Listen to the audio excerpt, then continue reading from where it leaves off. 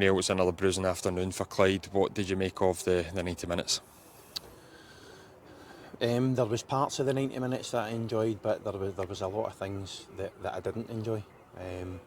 I think at one each, we had a couple of chances at one each, we had a couple of opportunities at one each to take the lead. They had a couple of good blocks, and we were looking at one point as if we were the team that were going to go on and win the game, but then we lost. For me, it was a terrible goal. I'll need to look back at it, but both centre backs going up for a ball, and it allows their boy to go clean through and score, and it completely changed the game for me. It's a recurring theme at the moment, unfortunately for us. We're just a bit of a soft touch at the back and too easy to score against.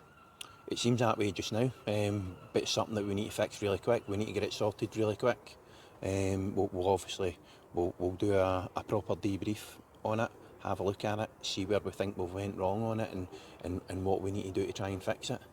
It's what we'll have to do. We just need to man up and get on with it just now. Obviously, it's been a tough time for the club. The first quarter low, and obviously there's more changes afoot.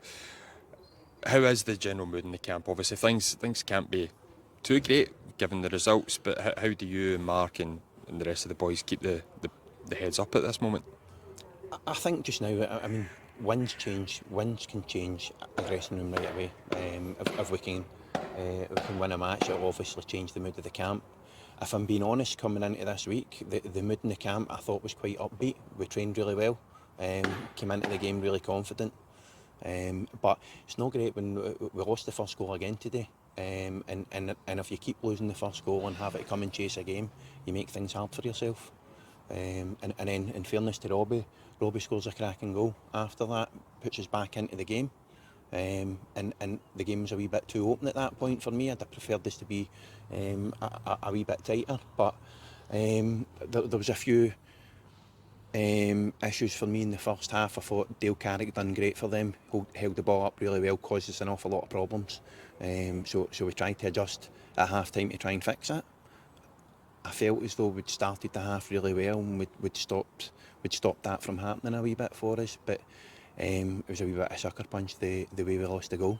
It's not even, I mean, if they go and cut us open and they play some great football, then fair enough, they go and score a good goal, you can deal with that.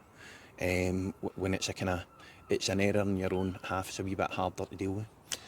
It's cup action next week, another break from league action. Yep. It's not going to be difficult. Elgin away is difficult at the best of times, but when you're in the run of form that we are currently in, it's not going to get much more difficult for us right now, is it?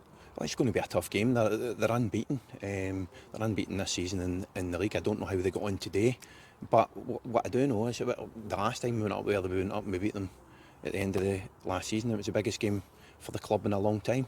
So we do have good omens up there.